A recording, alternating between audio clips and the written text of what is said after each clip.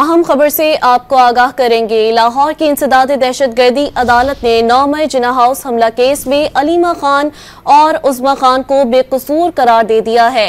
अहम खबर से आपको आगाह करते चलें कि लाहौर की इंसदाद दहशतगर्दी अदालत ने 9 मई जिना हाउस हमला केस में अलीमा खान और उज़मा खान को बेकसूर करार दे दिया। इसी हवाले से मजीद तफसीलात जानेंगे। डॉन न्यूज़ के नुमाइंदे राना बिलाल हमारे साथ लाइन पर मौजूद हैं। जी राना बिलाल, मजीद तफसीलात से आगाह कीजिएगा।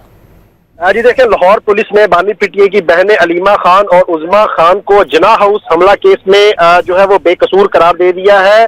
तफ्तीशी अफसर आज अदालत में पेश हुए और उनकी जानिब से अदालत में ये बयान दिया गया कि अलीमा खान और उज़मा खान के खिलाफ जिना हाउस केस में तफ्तीश मुकम्मल हो चुकी है और दोनों जो है वो बेगुना तफ्तीश में पाई गई है। तफ्तीशी अफसर ने यह भी कहा अदालत में कि अलीमा खान और उज़मा खान की जिना हाउस हमला केस में गिरफ्तारी जो है वो दरकार नहीं है, जिसकी बुनियाद पर अलीमा खान और उज़मा खान ने जिना हाउस हमला केस में अपनी दरखास्त जमानतें जो है वो वापस ले ली है। दोनों की जानिब से राना मुदस्सर एडवोकेट अदालत में पेश हुए थे, जबकि सरकार की तरफ से प्रोसिक्यूटर और तफ्तीशी अफसरान जो है वो अदालत में पेश हुए थे। और तफ्तीशी अफसर ने जिना हाउस हमला केस में यह बयान दिया है कि जिना हाउस केस में अलीमा खान और उज़मा खान से तफ्तीश मुकम्मल हो चुकी है और उनके बयान भी रिकॉर्ड कर लिए गए हैं और उसकी रोशनी में जिना हाउस में दोनों की गिरफ्तारी दरकार नहीं है।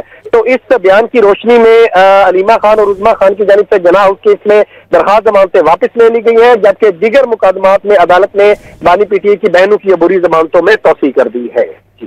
तफसीलात से आपने आगाह किया बिलाल, शुक्रिया।